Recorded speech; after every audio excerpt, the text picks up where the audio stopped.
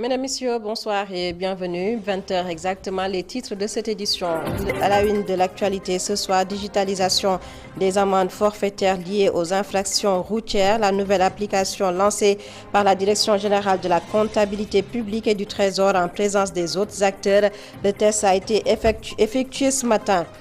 Les recettes fiscales, la mobilisation, la problématique débattue ce matin lors d'un panel regard croisé sur la fiscalité foncière, le sens de la rencontre selon des panélistes sur plus d'1 million de logements recensés. Le nombre de côtes soumis à la contribution foncière est inférieur à 70 000.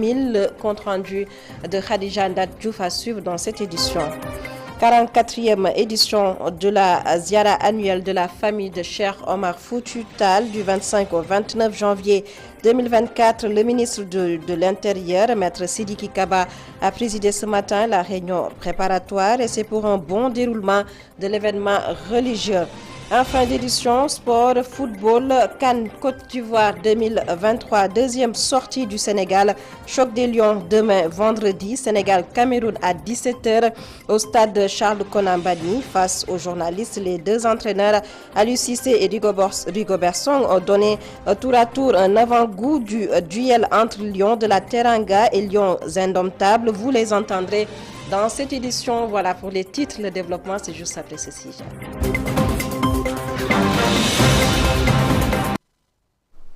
Bonsoir à tous et bienvenue à la plateforme de paiement digital des amendes forfaitaires. La Direction générale de la comptabilité publique et du Trésor, les forces de défense et de sécurité, le ministère du Transport terrestre et l'agence Jotali ont procédé ce matin au lancement du projet.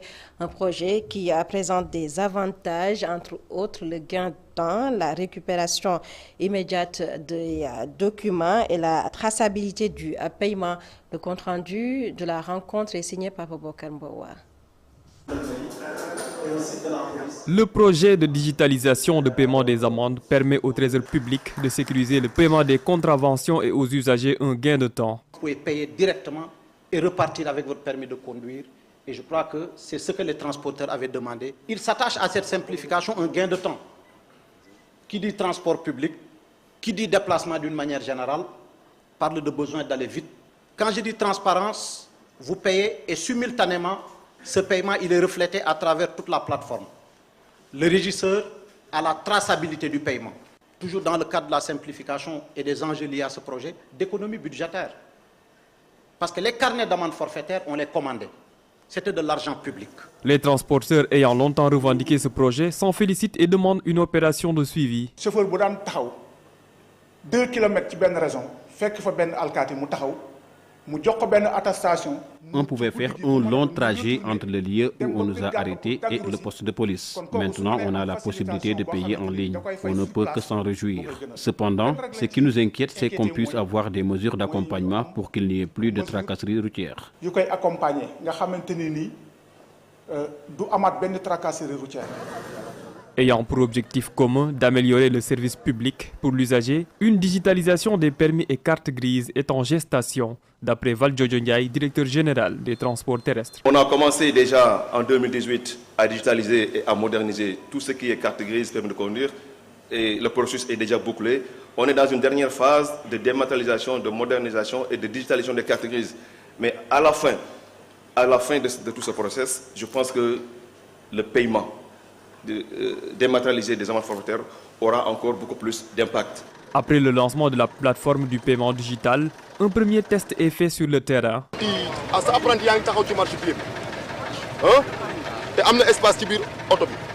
Ce conducteur de car rapide a commis une infraction sécuritaire. Libre à lui de choisir son mode de paiement. Tu as 48 heures pour venir au commissariat, tu vas payer sur place, tu as un choix.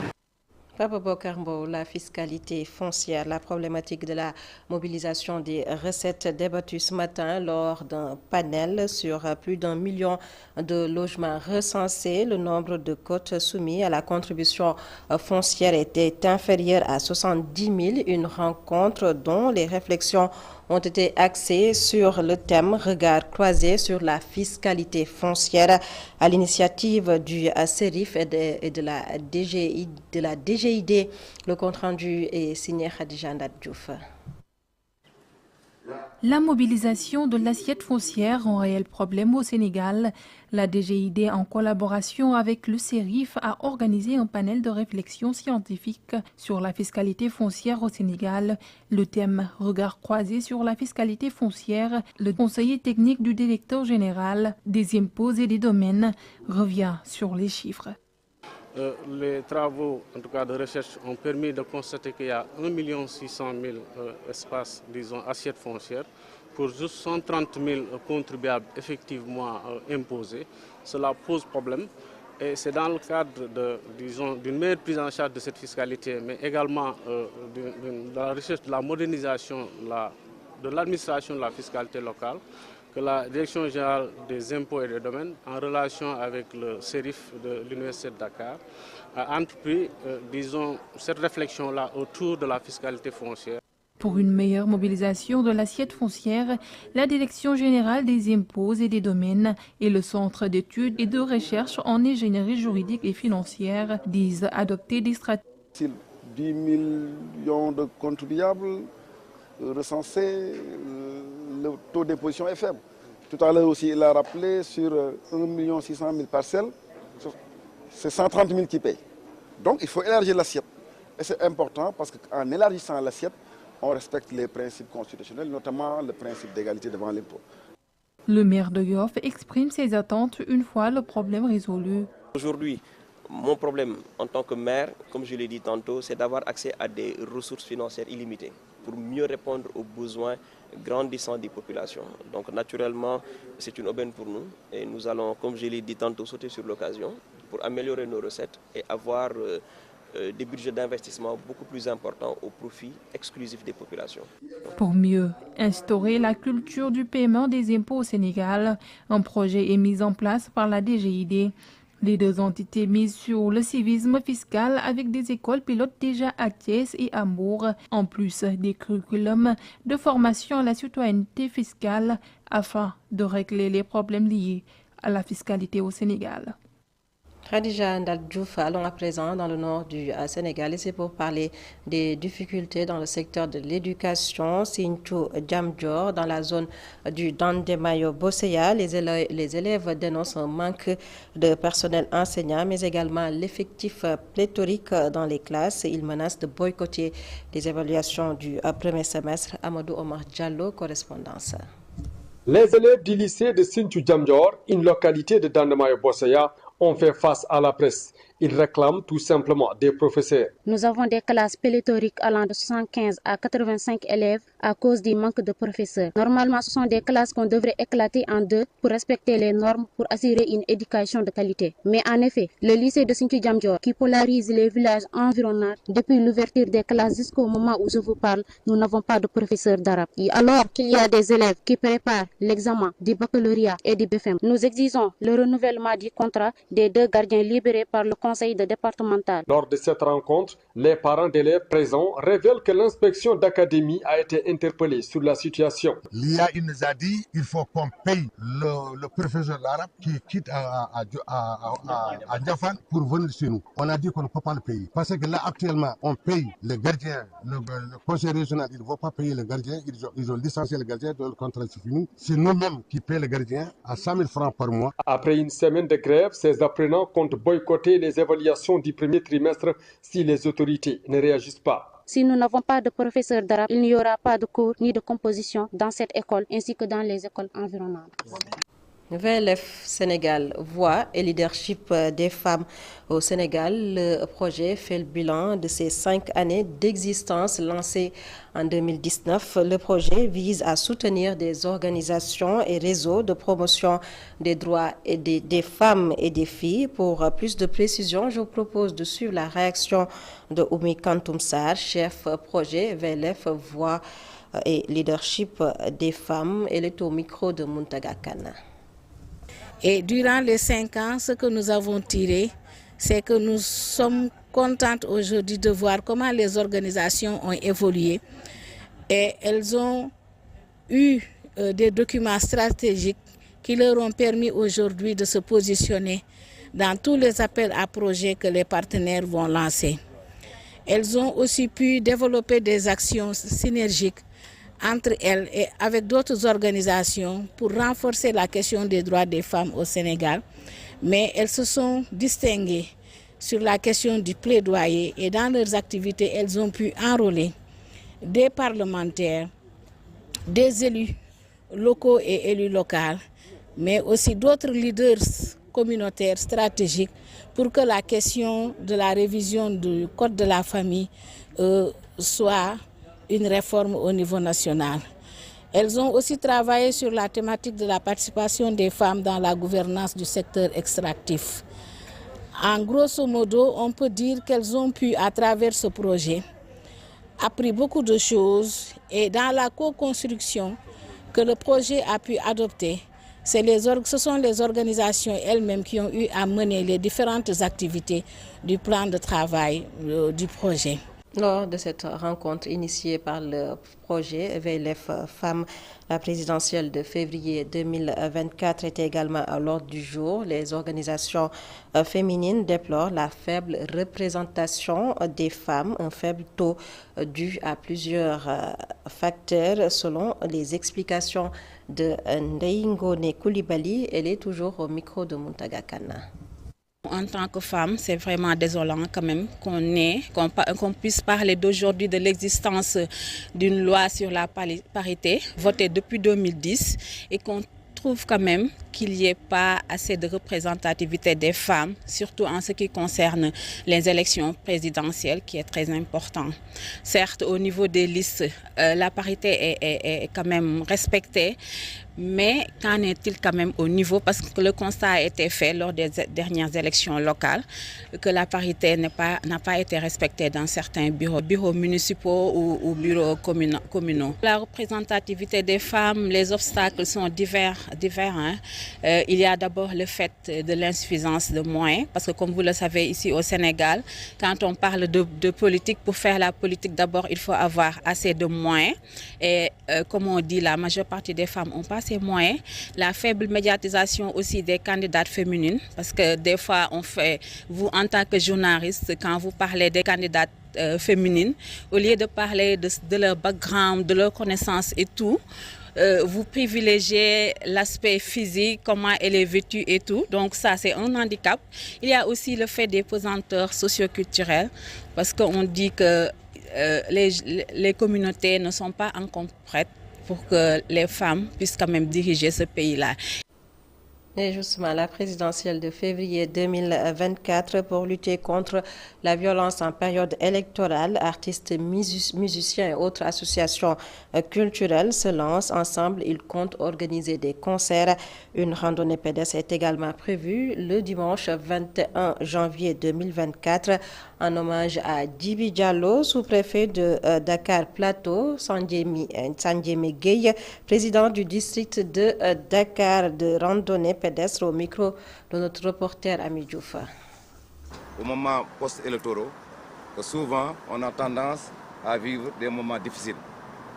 C'est la raison pour laquelle ces différentes entités ici présentes se sont réunies comme un seul homme pour combattre ce fléau.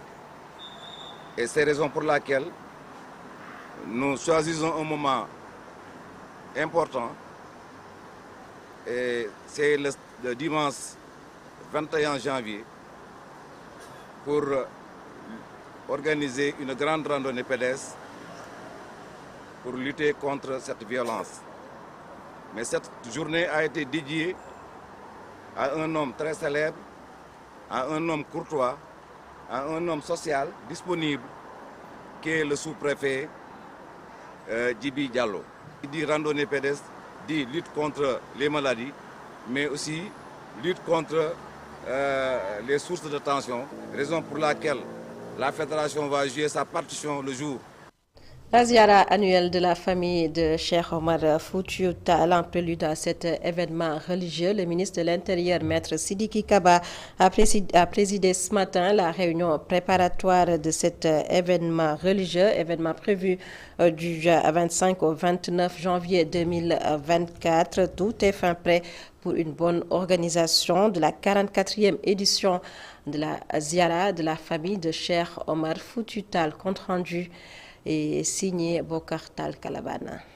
C'est une réunion pour revenir sur les différents points émis par le comité d'organisation de la Ziara omarienne. Des besoins satisfaits pour la quasi-totalité selon les services de direction. Sur le plan de la sécurité, l'hygiène, la télécommunication, le sanitaire, la logistique, la couverture médiatique parmi d'autres. Le gouvernement aussi n'est pas en reste pour la réussite de l'événement. L'État, à travers son gouvernement, son administration territoriale et ses services techniques aux différents échelons, accorde un intérêt vif et particulier à la Ziara omarienne.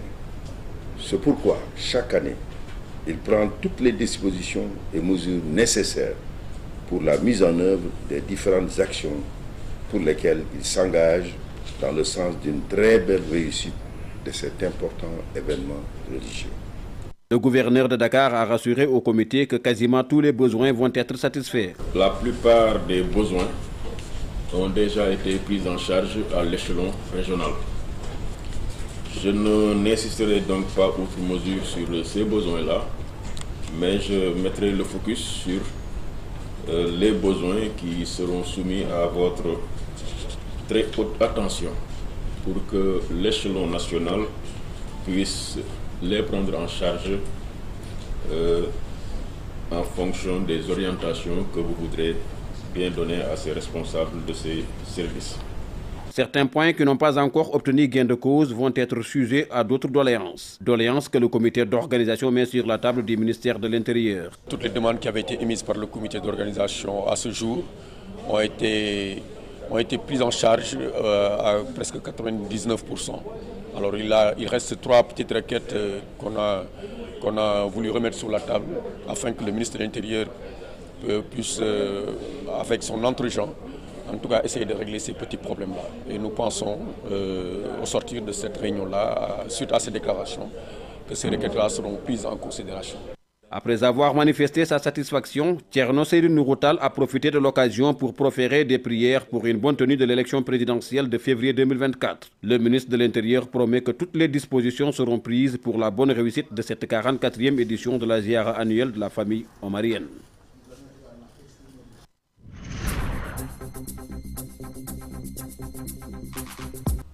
Vous l'avez compris, du sport, Coupe d'Afrique des Nations de football, Côte d'Ivoire 2023, choc des Lions. Demain vendredi, le Sénégal et le Cameroun jouent à 17h au stade Charles Konan Banny. Le sélectionneur national Aliou Cissé se dit confiant. Selon lui, le Cameroun est un adversaire qui a envie de se racheter face aux journalistes. Le coach des Lions, Aliou Cissé, a aussi donné des informations de l'infirmerie. Je vous propose de suivre le compte-rendu de nos envoyés spéciaux, Cheikh Diop et Serine Salou Dama. Face au Cameroun ce vendredi, le sélectionneur des Lions s'attend à un match difficile, mais surtout différent de la rencontre amicale en septembre dernier en France. Aliou Cissé parle d'une bête blessée et d'un adversaire redoutable. Le Cameroun n'est plus à présenter. Le Cameroun est un grand d'Afrique. Aujourd'hui, le Cameroun a gagné plusieurs Coupes d'Afrique, a participé plusieurs fois à une Coupe du Monde.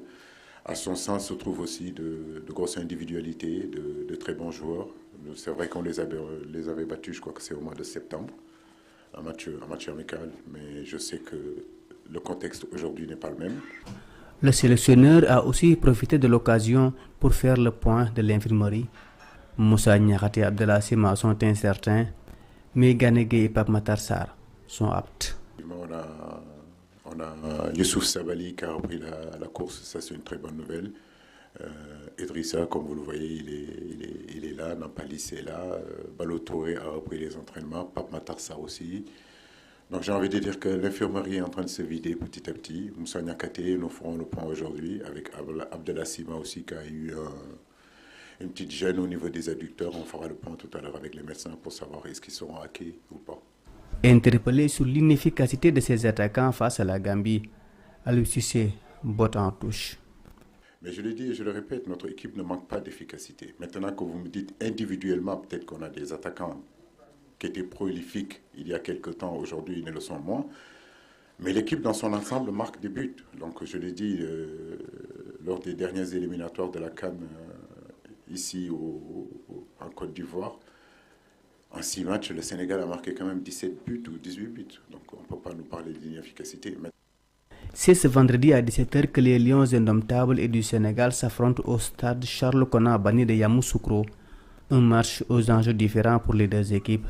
Car si le Sénégal vise la première place, le Cameroun cherche tout simplement à se rassurer après son nul décevant face à la Guinée. L'entraîneur des Lions indomptables évoque lui une finale face à l'équipe du Sénégal. Rigobert Song regrette la première sortie du Cameroun face à l'équipe guinéenne. Selon lui, les Lions indomptables vont rectifier le tir. Le voici au micro de Serine Saliou Dema. C'est une finale. C'est une finale pour nous parce que je pense que nous, de toute façon, on a besoin de 3 points. Et on ne va pas entrer dans les statistiques maintenant. Il y a encore autre chose à faire, mais on part dans l'objectif de faire un match qui demain va nous permettre d'avoir les 3 points, c'est tout. Maintenant, le cas d'Onana, je pense qu'il est arrivé, vous l'avez constaté tous, il fait partie du groupe. Et ça fait 2 jours qu'il est, 2 ou 3 jours qu'il est là. Bon, on verra la forme du jour, parce que j'ai dit entre les déplacements et tout, bon, on verra bien demain. C'est que tout dépendra de lui, de toute façon, pour voir comment est-ce qu'il se sent, pour qu'il puisse être dans le groupe. Le stade Charles Konan Banni va abriter le match Sénégal-Cameroun. À moins de 24 heures de la rencontre, les supporters ont du mal à se procurer des tickets d'entrée, situation qu'ils dénoncent à la Fondation Félix Houphouët-Boigny. Le constat est fait par nos envoyés spéciaux Sekou Seydi et Gorgui Diaouchama. Ont encore la force de rester debout. D'autres n'en ont plus, à force de patienter depuis plusieurs heures, et pour les plus endurants, c'est 3 jours d'attente. Depuis 5 mois qu'ils sont arrivés ici, je pense que c'est la catastrophe. Je ne sais pas s'il y a des gens qui veulent vraiment boycotter cette canne-là depuis 6 heures. Des pères de famille qui sont là, qui laissent leur travail. Moi, je suis enseignant, je suis à Bandoukou. J'ai laissé mon travail, venir jusqu'à ici. Vraiment, c'est vraiment très, très pénible.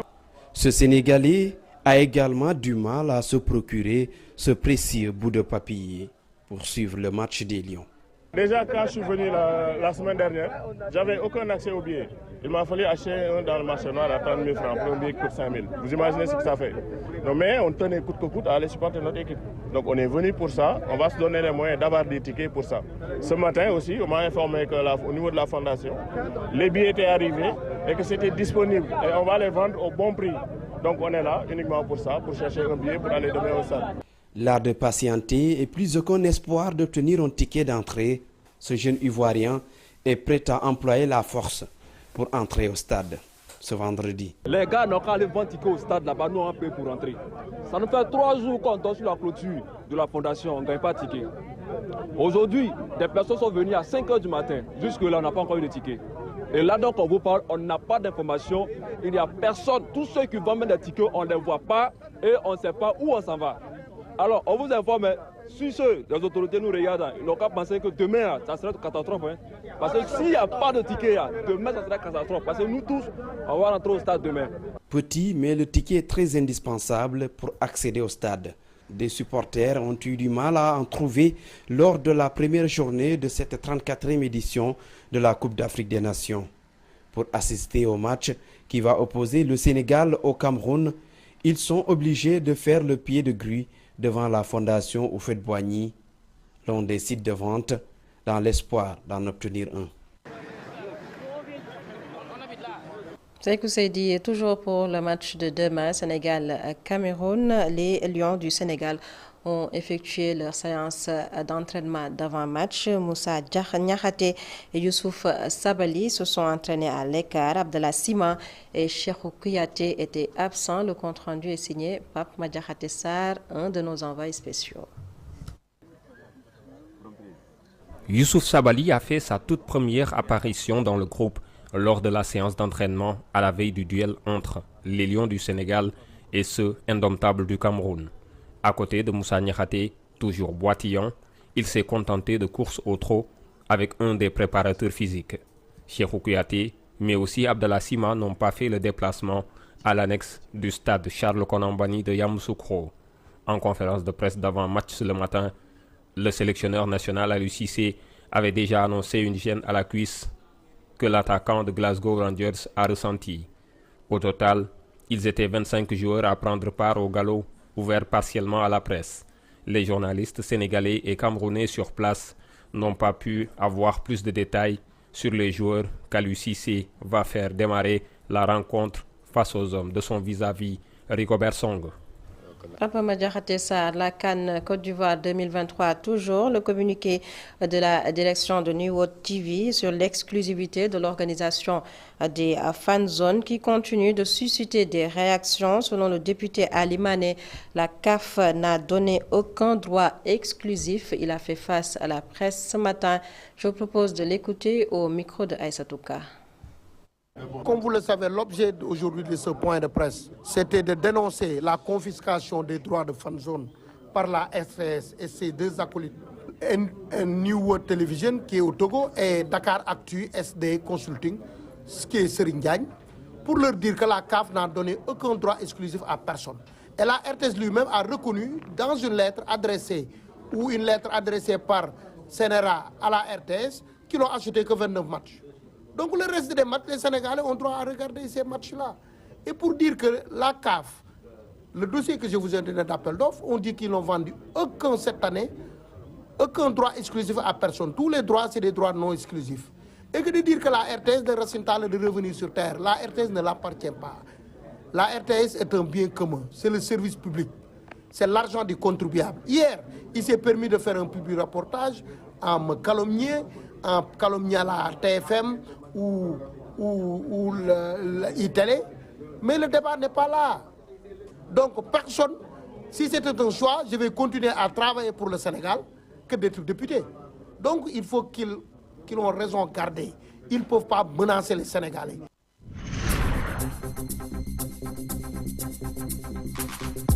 Et voilà, mesdames, messieurs, c'est la fin de ce journal. Merci de nous avoir suivis. Passez d'excellents moments en compagnie de nos programmes sur ITV.